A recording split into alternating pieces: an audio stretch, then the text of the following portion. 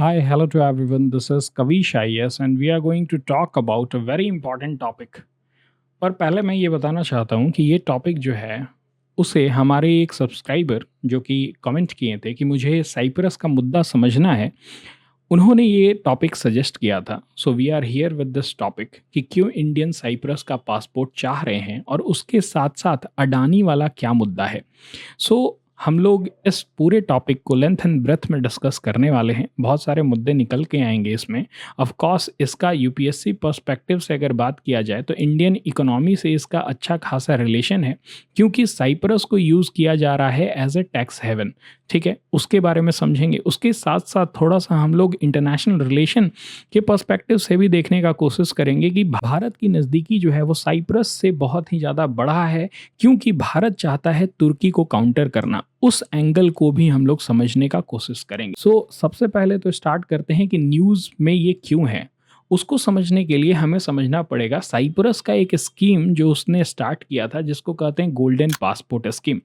इस स्कीम के तहत कोई भी पर्सन अगर साइप्रस का सिटीजनशिप लेना चाहता है तो वो सिंपली क्या कर सकता है, 2 मिलियन यूरो देगा और वो साइप्रस का सिटीजनशिप ले लेगा।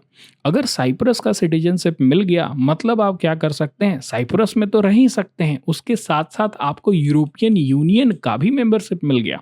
आप पूरे यूरोपियन यूनियन में कोई भी कंट्री में रह सकते हैं। आप क्या कर सकते हैं, वहाँ काम कर सकते हैं और उसके साथ साथ आप ट्रैवल कर सकते हैं फ्रीली, जो भी यूरोपियन यूनियन के मेंबर स्टेट हैं। फॉर एग्जांपल, अगर आपके पास साइप्रस का सिटीजनशिप है ना, तो आप फ्रांस में भी रह सकते हैं, काम कर सकते हैं, आप जर्मनी जा सकते हैं, आप पूरे यूरोपियन यूनियन के जितने सारे भी स्टेट हैं उसमें फ्रीली मूव कर सकते हैं।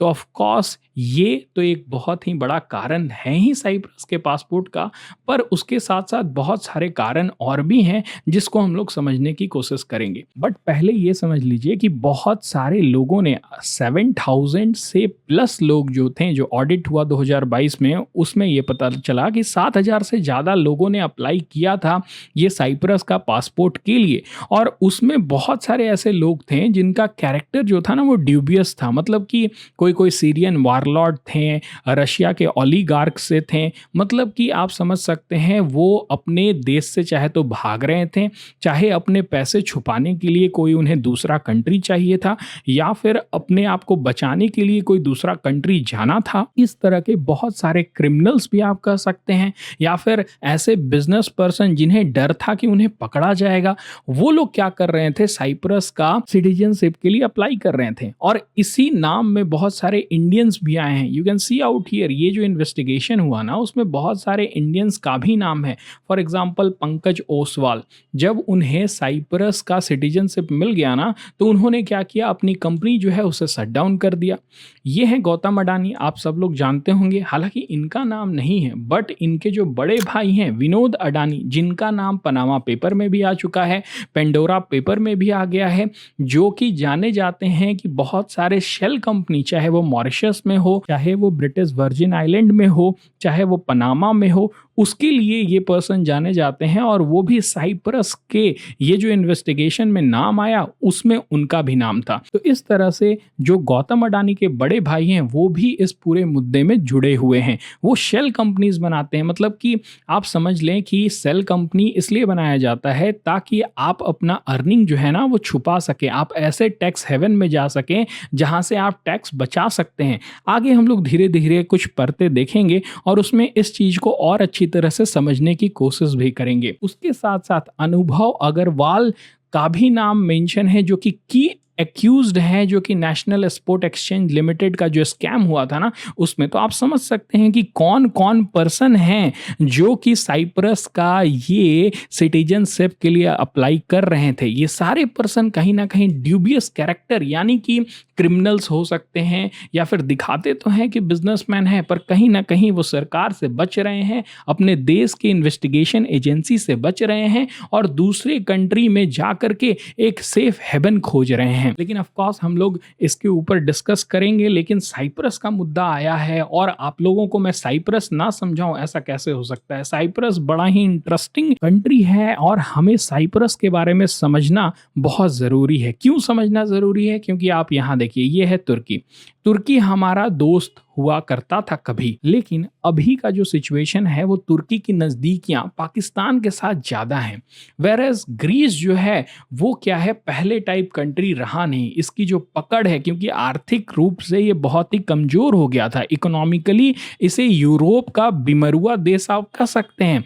एक सिख कंट्री माना जाता था यूरोपियन यूनियन का, अब धीरे धीरे ये भी खड़ा हो रहा है, लेकिन ग्रीस में वो ताकत नहीं है जो कि अभी हम लोगों को तुर्की में पाया जा रहा है। तो ऑफ कोर्स इस रीजन में तुर्की का दबदबा बहुत ज़्यादा है। साइप्रस को समझने के लिए आपको ग्रीस और तुर्की के बारे में मैंने ये 2 पॉइंट बताए। इन दोनों को समझना इसलिए जरूरी था क्योंकि साइप्रस में इन्हीं दोनों की चलती है। ऊपर का ये जो पार्ट देख रहे हैं ना, उसे तुर्की कंट्रोल करता है, और नीचे का ये जो पार्ट है ना, उसे ग्रीस कंट्रोल करता है। पर ये कैसे हुआ उसको समझने के लिए आपको थोड़ा सा पीछे जाना पड़ेगा। हम लोग चलते हैं 1878 में।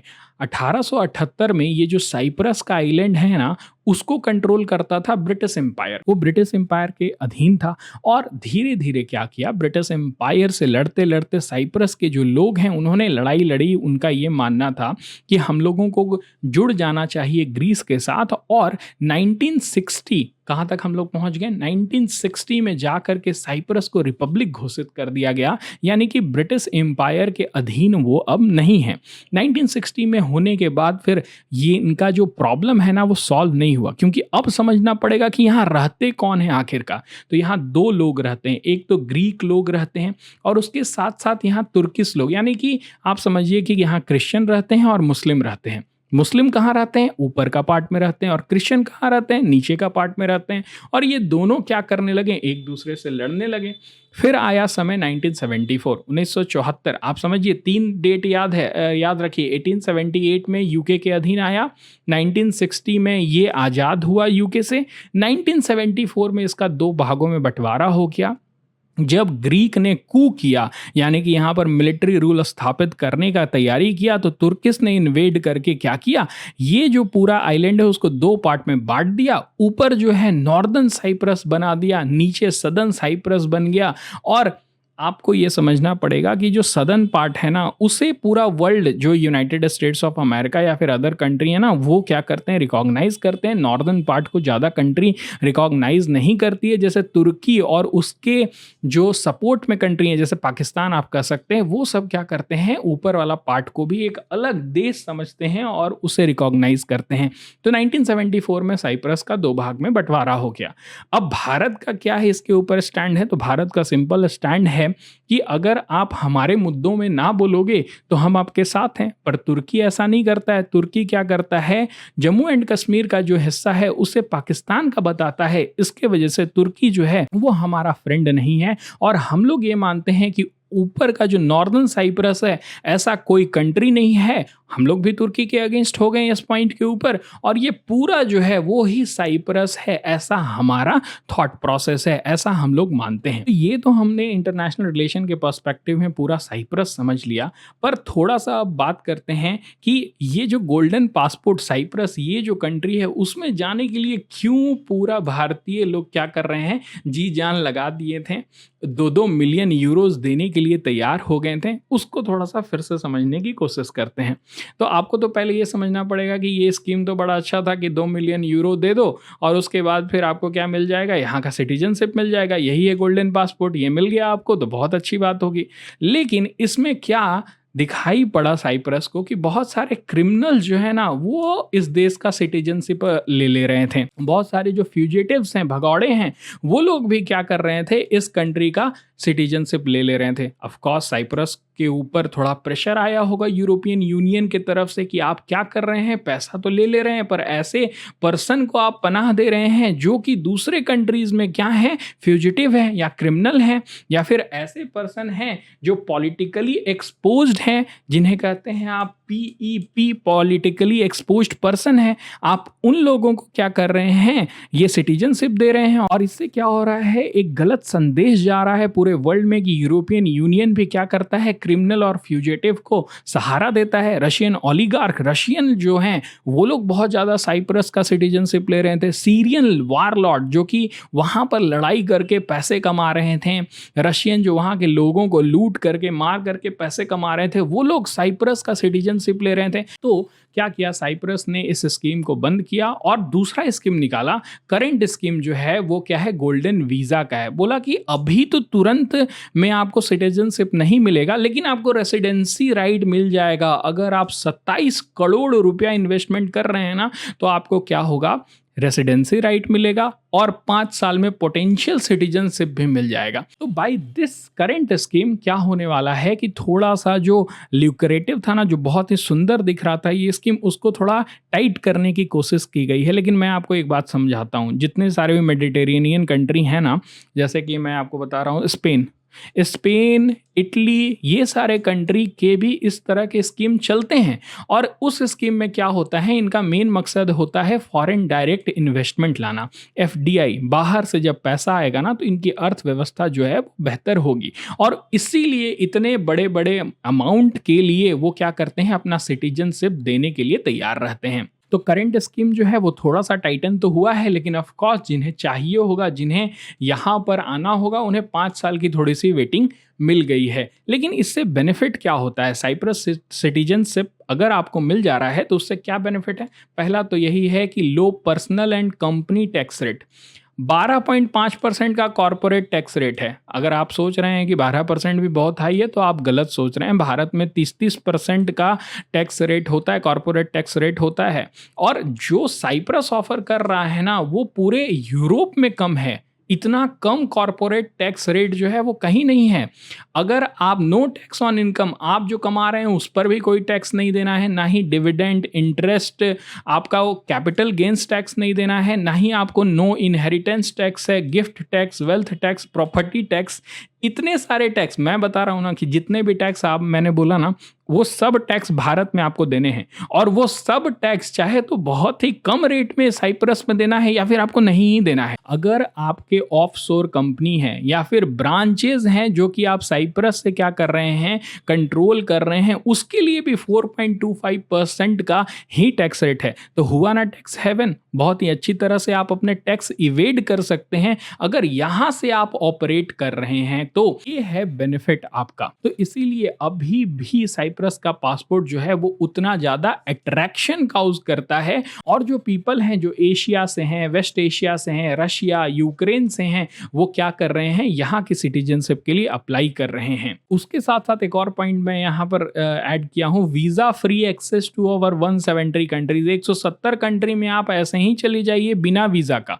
तो ये सारे बेनिफिट जो है ना वो ऐसे ही नहीं मिलते हैं, भारत को नहीं मिलता है। भारत बहुत सारे कम ही, जैसे आप मान लीजिए भूटान जा सकते हैं, थाईलैंड में अभी मैं सुन रहा था कि आप बिना वीजा के जा सकते हैं। लेकिन ऐसा नहीं है कि भारत के पासपोर्ट अगर है आपके पास तो 170 कंट्रीज में आपको क्या मिलेगा, वीजा फ्री एक्सेस मिलेगा। सो ये सारे कुछ बेनिफिट थे जिसके वजह से भारतीय क्या कर रहे थे, यहाँ का पासपोर्ट के लिए अप्लाई कर रहे थे। और ये सारा जो मुद्दा है ना वो तब सामने आया जब international consortium of investigative journalist जो है ICIJ, उन्होंने क्या किया, ये रिपोर्ट निकाला कि बहुत सारे रशियन ओलिगार्क हैं, सीरियन वारलॉर्ड जो है ना, वो क्या कर रहे हैं, मनी लॉन्ड्रिंग या फिर अपने ड्यूबियस कैरेक्टर को छुपाने के लिए यूरोपियन यूनियन का पासपोर्ट ले रहे हैं और बहुत आसानी से वो यूरोपियन यूनियन के अंदर इंटर कर रहे हैं। हालांकि इसमें बहुत सारे इंडिया और इंडियंस का भी जो नाम है वो सामने आया है। ये इंडियन एक्सप्रेस के साथ आई थिंक मिल करके ये रिपोर्ट सामने आया है। सो ये पूरा मुद्दा था। आई होप आपको समझ में आया होगा कि क्यों साइप्रस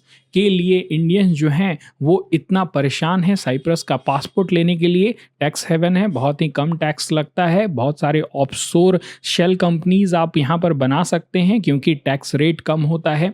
और ये स्कीम क्यों डिसकंटिन्यू किया गया, ऑफ कोर्स इन्हें भी पता चल गया था कि ये जो साइप्रस है उसका गलत यूज़ किया जा रहा है। साइप्रस तो of course foreign direct investment के लिए काम कर रहा था और बहुत सारे इंडियंस के भी नाम आए हैं। तो ये पूरा मुद्दा था। आई होप आपको समझ में आया होगा। That's it for this video. Thank you.